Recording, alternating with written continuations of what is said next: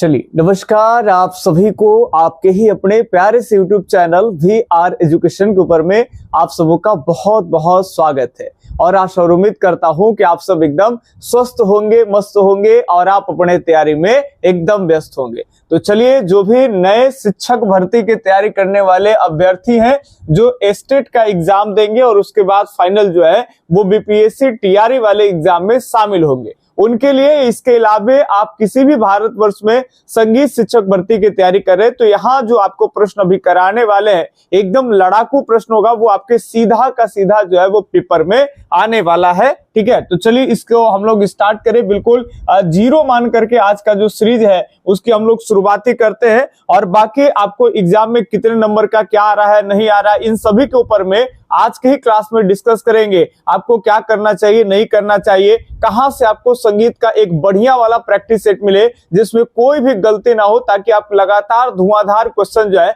वो practice set offline भी आप लगाना शुरू करेंगे। तो चाहे वो मटेरियल की बात हो या चाहते हैं कि यूट्यूब पे सबसे कम फीस में सबसे अच्छा तैयारी हमको करा दिया जाए, एप्लीकेशन से जुड़ के समय बहुत कम है और चाहते हैं कि तमाम पहले से 2 साल 3 साल से जो विद्यार्थी तैयारी कर रहे हैं उनके समकक्ष या उससे हम आगे चले जाएंगे, तो ये नए बच्चों के लिए ये सारी कुछ जो है वो आज के इस छोटे से क्लास के अंदर में बात करेंगे। तो चलिए पहले कुछ लड़ाकू प्रश्नों के साथ आज के प्रश्न को हम लोग शुरुआत कर लेंगे। सबसे पहले आपको बताते चले कि जो भी अगर बैच से संबंधित या फिर प्रैक्टिस सेट से संबंधित अगर किसी को भी कुछ चाहिए तो पहले तो आप ये वाला जो नंबर है मेरा आप नोट कर लेंगे 8825376551। अब हम लोग बात करेंगे, लेकिन सबसे पहले क्वेश्चन मुख्य रूप से कराना इंपॉर्टेंट बात है भाई, तो क्वेश्चन को भी पहले देखेंगे और उसके बाद बीच बीच में आपसे बात करेंगे। तो एकदम कलम और कॉपी लेकर के बैठ जाइए और आपका कोई भी प्रश्न सही हो रहा है गलत हो रहा है आपको यहाँ कमेंट कर करके एक एक बताने हैं और लास्ट में तो कम से कम जरूर बताने हैं कि आपको अभी टॉप 10 क्वेश्चन करा रहे हैं तो इन टॉप 10 क्वेश्चन में से कितने प्रश्न जो है वो आपके सही हो रहे हैं और कितने प्रश्न जो है वो आपके गलत हो रहे हैं, तो ये आपको जो है वो यहाँ पे बताना है। तो पहले प्रश्न आपके सामने लग गया, ये एकदम स्ट्रेट, जो बच्चे एकदम फ्रेशर है कुछ भी तैयारी नहीं किए हैं तो यहां से हम लोग देखेंगे। हालांकि प्रश्न का लेवल थोड़ा सा अच्छा है ना, इससे भी लो लेवल से आपको तैयारी करना चाहिए था, लेकिन कोई बात नहीं, 1 2 3 क्लास के अंदर में आप लेवल पे आ जाइएगा, आपको कहीं कोई परेशानी नहीं होगी। ठीक है, तो चलिए प्रश्न है कि बिंदादीन महाराज जो है वो बिंदादीन महाराज संगीत के किस विधा से संबंधित है। बताने हैं कि बिंदादीन महाराज संगीत के किस विधा से संबंधित है, क्या वो कथक विधा से है, कथकली या फिर कुचिपुड़ी या फिर इनमें से कोई नहीं, ये तीनों के तीनों नृत्य है। और बताने हैं कि इनमें से किससे संबंधित है, जिनका नाम पंडित बिंदादीन महाराज है। फटाफट से आप जो है वो कमेंट करेंगे, या कमेंट नहीं कर पा रहे हैं तो कोई एक ऑप्शन जो है आप सोच लीजिए कि ए सही है, बी सही है या सी सही है। और जो अभी हम बता रहे हैं तो एकदम अपने बात पे आपको एकदम अमल रहना है कि अगर आप यहाँ बी लगा दिए, हम आपको कह दिए सी हो गया, ये हो गया, तो आप एक तरफ कटम कुटम कर लीजिए, एक तरफ सही, तो आपको गलत होगा तो इधर 1 नंबर काउंट करना है और सही होगा तो इधर 1 नंबर काम करना है। ये आपको करना है आपके ईमानदारी से, है ना। और अगर कम भी अगर सवाल आ रहे हैं तो कोई दिक्कत नहीं, शुरू में कम बन रहे हैं, धीरे धीरे आपसे बनने लगेंगे। तो यकीन मानिए ये सीरीज काफी हेल्पफुल होगा और जो भी मटेरियल आपको हम देंगे एग्जाम से रिलेटेड काफी इंपॉर्टेंट होगा। आप कमजोर भी होंगे तो आगे आ जाएंगे। एक कवि दुष्यंत की लाइनें आप लोग सुने होंगे। कवि दुष्यंत लिखते क्या है कि इस नदी की धार से ठंडी हवा आती तो है और नाव जर्जर ही सही पर लहरों से टकराती तो है। मतलब आप कमजोर है, इस सब से मतलब नहीं रखना है कि आपको कम आएगा, क्या है नहीं है, और ज्यादा हेजिटेशन होता है तो आप हमसे जो है आपको नंबर दिए हैं, आप हमसे शाम में कभी भी बात करेंगे, आपको एकदम 5 मिनट के अंदर मोटिवेट कर देंगे, आपको लगेगा कि हम एक सीट सुनिश्चित कर लेंगे। तो एकदम हेजिटेशन नहीं होना है, हौसला बुलंद रखना है। और पंडित बिंदादीन महाराज की बात कर लेंगे तो ये कथक से संबंधित है और आपको सब चीज आपको बैच के अंदर सारा कुछ एकदम इंपॉर्टेंट बता रहे हैं।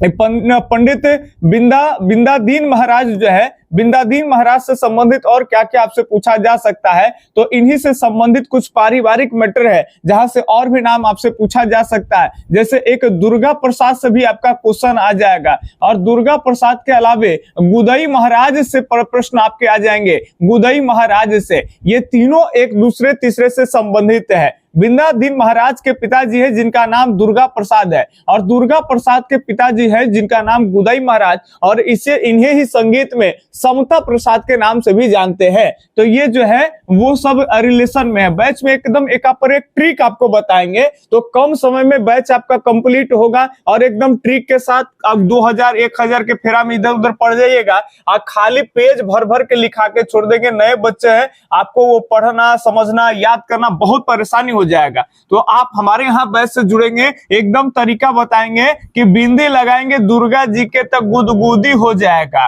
तो ये देखिए बिंदादीन महाराज के बिंदी लगाना किनको, दुर्गा जी के, तो इनके पिता दुर्गा प्रसाद हो जाएंगे, और दुर्गा जी के लगा देंगे तो भाई ये का गुदगुदी हो जाएगा। तो यहाँ गुदगुदी हो जाएगा यानी गुदई महाराज हो जाएंगे इनके पिता। तो ये से पूछा जाता है, कई बार सवाल बनते हैं कि दुर्गा प्रसाद के पिता का नाम क्या था, आपको ऑप्शन में बिंदादीन और ऐसे गुदई महाराज ऐसे करके रहेंगे, तो आप सब बना पाइएगा। चलिए यहाँ तो बस झांकी है, बाकी पूरा पिक्चर जो है वो अभी बैच के अंदर चल रहा है और चलेगा भी आगे भी। तो ये कथक हो जाएंगे। अगले सवाल एकदम 10 इंपॉर्टेंट क्वेश्चन कराएंगे, कोशिश करेंगे कि कम से कम समय के अंदर में यहाँ कराएंगे, है ना, और आप आराम से प्रश्नों को सही जवाब दे पाएंगे। और ये रहा आपके सामने अगला प्रश्न, फटाफट से प्रश्न को देखिए, एकदम धुआंधार तरीके से आंसर मारिए।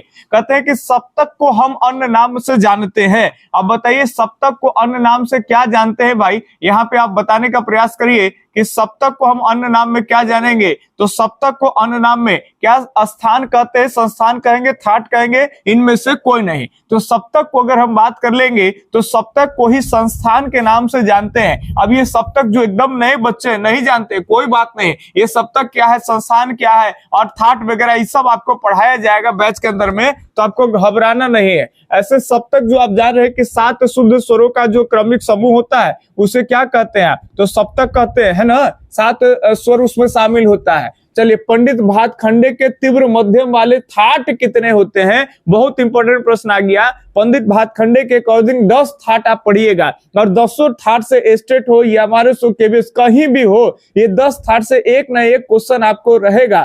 थाट और राग ये सब ऐसा टॉपिक्स है, ताल ऐसा टॉपिक्स है कि प्रश्न नहीं आएगा तो वो एग्जाम में शुद्ध नहीं होगा। कई बार एग्जाम निकालने का भी हम लोगों का अनुभव होता है, और कई बार हमारे बच्चे 250-500 से भी ज्यादा लोगों के पहले भी 2024 का स्टेट हो चाहे 2025 का स्टेट हो, इनमें तमाम बच्चों को 1000 क्वेश्चन हम लोग देते हैं, एकदम रामबाण, एकदम नीट एंड क्लीन, एकदम वीवीआई करके टॉप वाला, और उसी में से 70, 80, 90 प्रश्न आ जाते हैं। तो जो नए बच्चे हो, अगर कहीं लग रहा है तो सर कितना कैसे आएगा, तो आप अगर म्यूजिक से है, कहीं से आपकी डिग्री होगी, आपका प्रभाकर का डिग्री होगा इलाहाबाद से, या फिर आपका भातखंडे से हो, कहीं से भी हो, खारागढ़ से आप डिग्री ले लिए, ऑल इंडिया में कहीं भी कोई भी म्यूजिक वाला जो विद्यालय होता है, विद्यालय महाविद्यालय हो, वहां से डिग्री हो, चंडीगढ़ से बहुत सारे लोगों का डिग्री होता है, तो चंडीगढ़ का हो, यहाँ तक कि छाया का भी, अगर छाया आर्ट का भी डिग्री होगा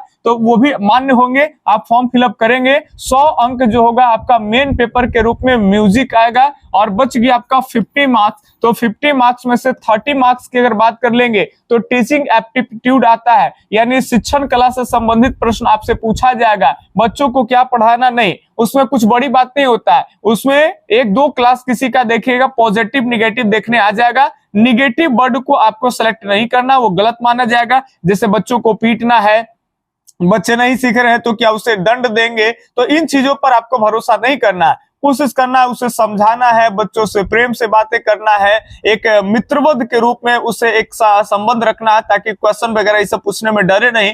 ऐसा भाव लेकर के आप क्वेश्चन को सॉल्व करेंगे, आपसे आराम से जो है क्वेश्चन सॉल्व हो जाएगा। और 30 में से 25 और 27 तो एकदम न के बराबर पढ़िएगा, तब भी आपको आ जाएगा। और 20 नंबर में आपका सब रहेगा, मैथ, रीजनिंग, जीके, जीएसई से सारे कुछ रहेगा आपका, समझ रहे बात। तो इधर आप ना भी पढ़ते हैं स्टेट के लिहाज से तो कोई दिक्कत नहीं। स्टेट में 2 चीज के ऊपर में आपको फोकस करना है, एक म्यूजिक, जो यही आपको नैया पार लगा देगा। जनरल वाले होंगे तो आपका मान के चलिए 75% 75 नंबर मार्क्स, यानी 50% जो है वो लाना होता है, तो आप आराम से लाएंगे केवल म्यूजिक के दम पे। और स्टेट में सब कोई दिक्कत नहीं होता है कि आपको इसमें नंबर आ रहा है कि नहीं आ रहा है, इसमें नंबर आ रहा है कि नहीं, आप चाहे तो केवल इसी में नंबर ला करके और आप क्वालिफाई कर सकते हैं। लेकिन यहाँ अब क्वालिफाई का बात नहीं है, यहाँ बात है कि इतना रेंज से तैयारी करना है कि क्वालिफाई से ज्यादा नंबर लाना है, ताकि बीपीएससी में मौका अगर मिले तो बीपीएससी में आपको जैसे कि वहां जो बच्चों में कंपटीशन होगा उसमें भी आप आगे निकल जाए।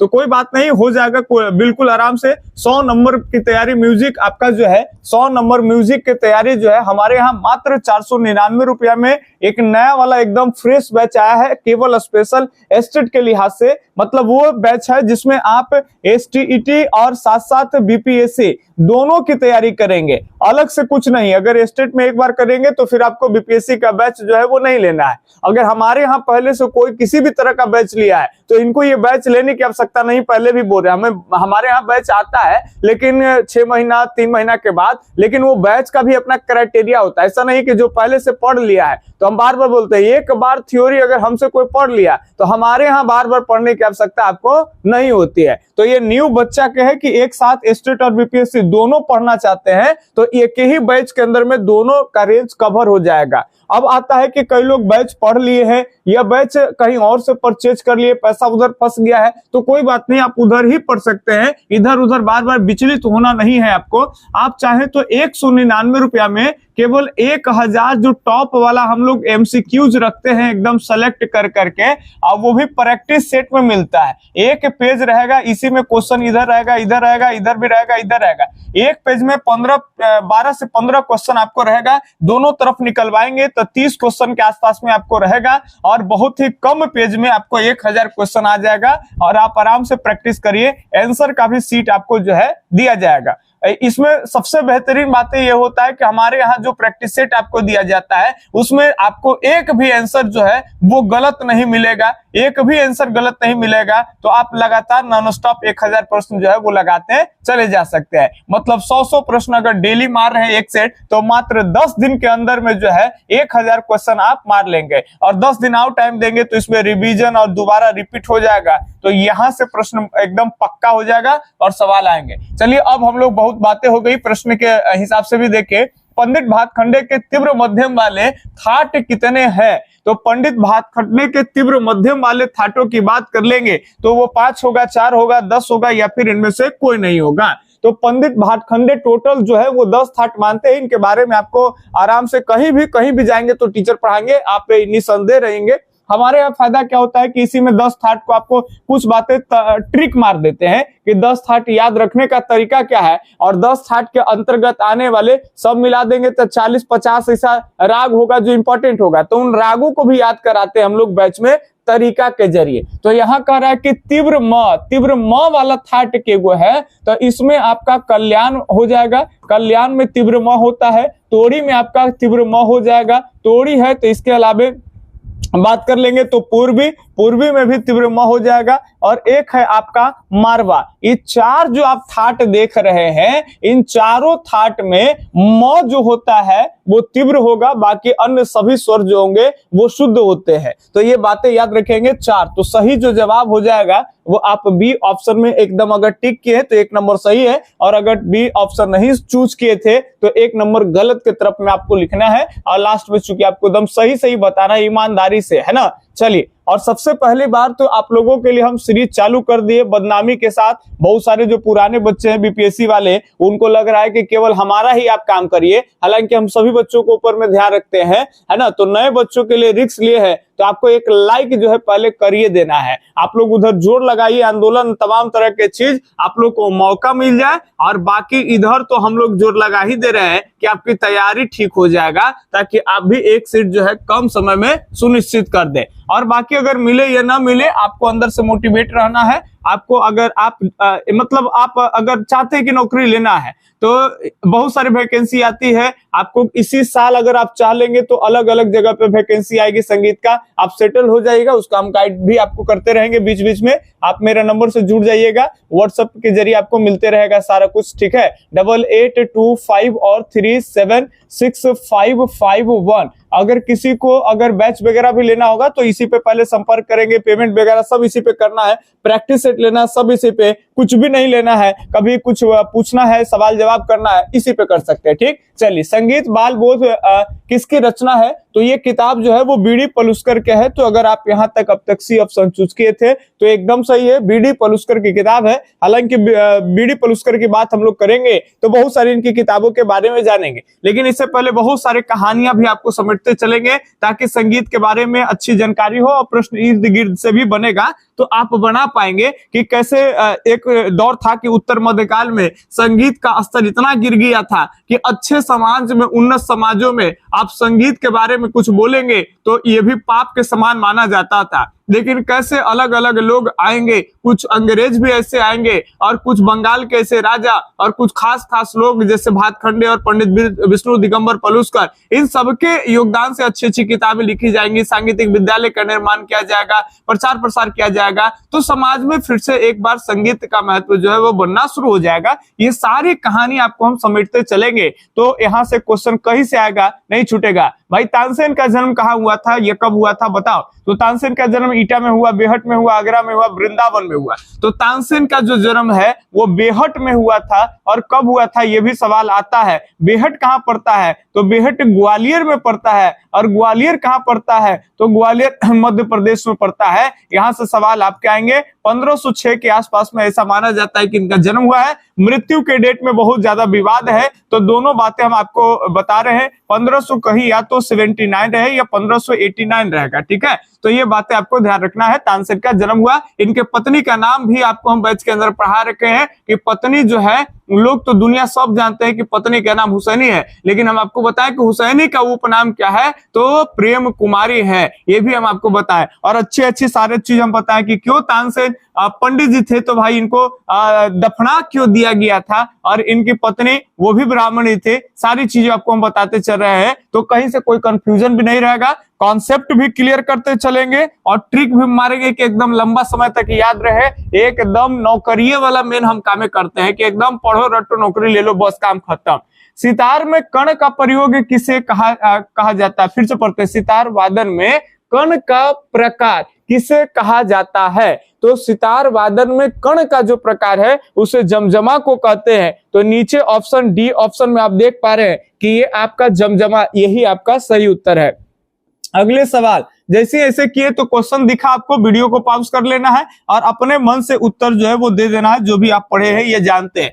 गलतियां होगी, ये गलतियां कर लेना है, अभी एग्जाम नहीं करना, एक एक गलतियां कर करके सीख लेना है, ठीक है। जो पहले से पढ़ते आ रहे हैं वो तो मार के धुआं धुआं उड़ा दे रहे हैं, ठीक है। चलिए, तो संगीत पारिजात में मिलने वाला शुद्ध सप्तक किसके समान है ये बताना है। संगीत पारिजात में जो आपका शुद्ध सप्तक मिलता है वो किसके समान है? काफी के समान है, कल्याण, बिलावल या फिर खमास के समान है। बैच में सारा कुछ पढ़ाए हैं। जो बच्चा उधर से भी इधर आकर के देख रहे होंगे तो उनको सारी बातें याद है कि पहली बार आपको बताए थे कि 1813 ईस्वी में 19वीं शताब्दी के शुरुआत में पटना के मोहम्मद रजा जो है वही किताब लिखते हैं नगमाते आसफी, और उसी किताब में पहली बार जो होता है वो शुद्ध सप्तक माना जाता है बिलावल को। और ये बात हम नहीं, कई विद्वान भारत के एक्सेप्ट किए हैं कि पहला जो है इन्हीं के द्वारा माना जाता है। वहां दोनों बात बताए थे कि कैसे संगीत सार एक जयदेव की किताबें हैं, उसमें भी बातें वही माना जाता है। पहले शुद्ध सप्तक बिलावल को भी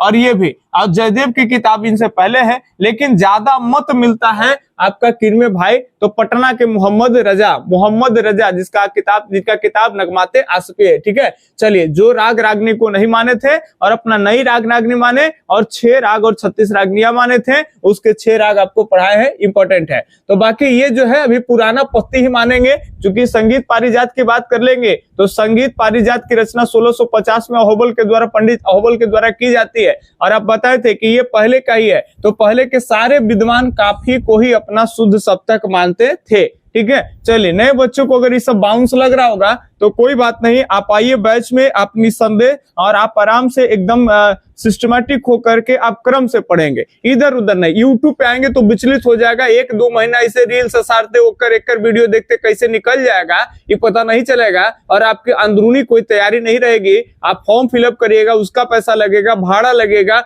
और पता चला कि स्टेट भी क्वालिफाई नहीं किए या बीपीएससी में बैठे रिजल्ट नहीं हुआ। तो इन सभी चीजों से आप बचिए, अंदरूनी चीजों के ऊपर में काम करिए। घोड़ा को देखे होंगे, पहले टमटम चलता था, घोड़ा के पास में से पट्टी लगा होता था।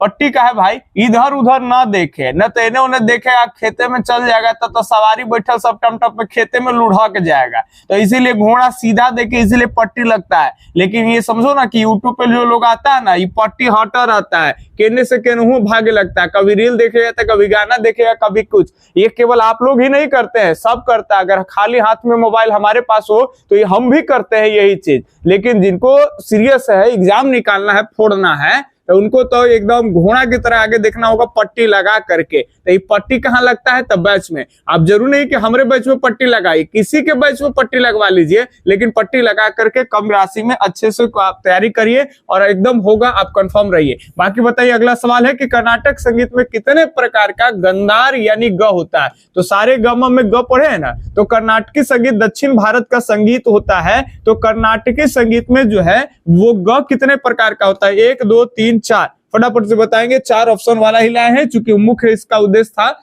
स्टेट के बच्चों के लिए। बाकी बीपीएससी वाले बच्चों भी अपना रिवीजन के रूप में इसे ले सकते हैं, फायदा करेगा, प्रश्न आएगा। ठीक है, तो ये बात याद रखेंगे कि आपका ये गलत जगह रॉन्ग लगा रहे। यहाँ 3 प्रकार के जो होते हैं वो कर्नाटकी संगीत में गांधार होते हैं। याद रखेंगे कितने प्रकार के गांधार होते हैं? तो 3 प्रकार के। अगले सवाल अगर करते हैं तो अब ये देखिए, यही नंबर आपको नोट कर लेना है, 8825376551। 199 रुपया में 1000 क्वेश्चन का प्रैक्टिस सेट देंगे, और स्टेट वाले हैं तो वही से 60-70 नंबर एकदम लॉक रहेगा बच्चा, एकदम घबराना नहीं है। और पिछली बार तो 80-90 क्वेश्चन मार्क आया है, लेकिन हम 10-20 को कम ही आपको बता रहे हैं, ताकि न कि सर जी इतना फेक रहे। समझ रहे बात ना? हम कोशिश करते हैं कि अगर हम इतना है ना तो हम आपको बताएंगे कि ना हम उतने हैं। ये मेरा ये काम है। आप धीरे धीरे बहुत दिन तक जुड़िएगा, तब आपको पता चलेगा कि हम अपने बारे में कुछ फेंकते नहीं है कि हम हाउ है। जिसको पहचान होता है, कई दिनों से तैयारी करते हैं, वो खुद जानते हैं कि हमको यहाँ पे अच्छा मिल रहा है, ये खराब मिल रहा है, और तैयारी कैसा रेंज से हो रहा है, नहीं हो रहा। ठीक है, चलिए बाकी अगले गमक से संबंधित प्रश्न है कि गमक के किस प्रकार को मीड कहा जाता है? तो गमक ऐसे अलग अलग लोगों ने अलग माने। संगीत पारिजात में 20 माने हैं, और संगीत रत्नाकर में 15 गमक माने जाते हैं। तो सब लोग अलग अलग गमक माने हैं, लेकिन गमक भी बताए थे आपको कि जैसे हृदय के ऊपर में अगर हम जोर देते हैं तो ये जो ध्वनियां निकालते हैं, जैसे कंपन आता है, इसे कहते हैं आपका गमक कहते हैं ना। तो इसमें आपको याद रखना है कि 15 में से अलग अलग गमक का अलग अलग प्रकार, अलग अलग नाम भी है उसमें। तो इसमें बताना कि आखिर इन गमकों में से किस गमक को मीड कहते हैं। तो प्लावित एक गमक है, इसे ही क्या कहते हैं? मीड कहते हैं। आप याद कर लीजिए कि प्लावित गमक को क्या कहते हैं? मीड कहते हैं। और चलिए आज का लास्ट प्रश्न हो रहा है, शायद हमारी बातों से आप लोग बोर हो गए। आज का पहला क्लास था, इसीलिए हम इतना बोल भी दिए, और धीरे धीरे हम जो है जब आपको सब बता ही देंगे कि कितना पहले क्लास में बता दिए कि कितना नंबर का आपका एग्जाम होगा, तो दूसरे क्लास में इन सब करने की बात ही नहीं है। बैच और प्रैक्टिस सेट के बारे में बता दिए, तो ये सब करने की जरूरत ही नहीं है। थोड़ा बहुत बीच बीच में झांकी प्रचार के रूप में बैच मारेंगे, तो जो पहले से है तो वीडियो को इसे भगा लीजिएगा। ठीक है, और जो फर्स्ट टाइम जिनको काम है, पहली बार वीडियो ओपन किया था, थोड़ा उनको जानकारी मिल जाएगा, वो सुन लेंगे। ठीक है, चलिए। तो सितार के तार पर वह भाग जो लयबद्ध है, ये 1 मिनट ध्यान सुनेंगे, कट रहा है। लयबद्ध, यहां देखेंगे, लयबद्ध होता है, क्या कहलाता है भाई? सितार के तार पर वह भाग जो लयबद्ध होता है क्या कहलाता है? झाला, जोड़, घसीट, इनमें से कोई नहीं। सितार के बारे में सारी चीज आपको बताया जाएगा कि एगो तुम्बा होता है, तुम्बा के ऊपर में लकड़ी का एक प्लेट होता है, उसे तबली कहते हैं। यहाँ पे गुल होता है जी, और इसी गुल से दांड जुड़ा होता है, ये लकड़ी खोखली का होता है, और ये सारी बातें आपको बताएंगे। यहाँ पे आपको जैसे कि इसमें से तार को ऐसे लाया जाता है, बीच में गुरज होता है, और यहाँ पे जो है अटी होता है, तार गहन होता है, और ऐसे लाके कील में इसे मार दिया जाता है तुम्बा में। ये सारी चीजें बताएंगे। इसमें ऐसे पर्दे होते हैं, फिलहाल में बात कर लेंगे तो सितार के तार में वह भाग जो लयबद्ध होता है उसे जोड़ कहते हैं। तो जोड़ यहाँ बी ऑप्शन में क्या है। ठीक है, तो ये आपको 10 प्रश्न आपको करा दिए। सीरीज कैसा लगा ये पहले आप हमें कमेंट करके बताएंगे, और कहां से आप क्लास को देख रहे हैं ये बताएंगे। किसी भी तरह का डाउट होगा आप कमेंट करेंगे, हम आपका जवाब जरूर देंगे। सब लोगों का कमेंट पढ़ते हैं तो कहीं आपको प्रॉब्लम जो है नहीं होगा। और अब बताइए कि 10 क्वेश्चन में आपका कितना स्कोर जो है ये रहा, आपको प्लीज कमेंट बॉक्स में कमेंट कर करके बता देने हैं। बाकी आपको नंबर्स वगैरह सारा कुछ पहले ही दे दिए क्लास में कि आपको प्रैक्टिस सेट या बैच अगर लेने की आवश्यकता है या कुछ भी अगर हमसे जानकारी चाहते हैं, गाइडेंस वगैरह चाहते हैं तो कर सकते हैं। बहुत सारे लोग एज को लेकर के परेशान है। इस वीडियो के माध्यम से बता दे कि चाहे आप स्टेट वाले हैं चाहे बीपीएससी वाले हैं, आपको लगता है कि सर हमारा महिला हो चाहे पुरुष होते हैं, एज पार हो रहा है, 40 पार हो रहा है, 42 पार हो रहा है, इससे बहुत सारे फोन्स आते हैं। तो उनके लिए भी एक निदान है हमारे पास कि अगर आपका एज पार हो जा रहा है, ये स्टेट और बीपीएससी को लेकर के घबराहट हो रहा है, तो क्यों आप घबरा रहे हैं? ईश्वर आपके लिए और बेहतर सोच रखा है।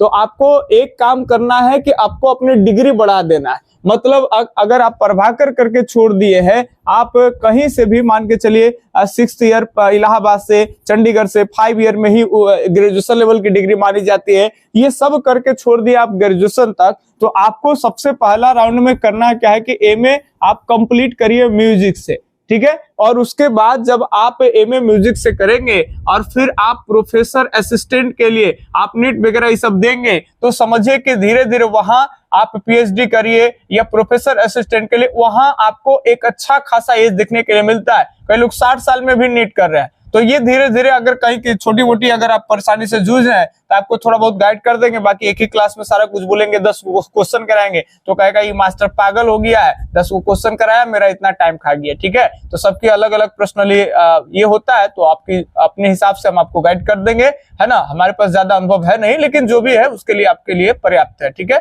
चलिए तो हम मिलते हैं आपसे अगले क्लास के अंदर में। हाँ, सीरीज जरूर आप लाइक कर दीजिएगा, उतना हम आपके लिए मेहनत करेंगे, आगे भी करेंगे। अगर आप आज लाइक कर देते हैं तो लाइक कर दीजिए, हो सके अगर आपका बड़ा दिल है तो शेयर करिए, बड़ा दिल नहीं तो शेयर ना कर सकते हैं। बाकी हम मिलते हैं आपसे अगले क्लास के अंदर में, तब तक के लिए धन्यवाद। जय हिंद, अल्लाह हाफिज, आपका दिन शुभ हो, राधे राधे।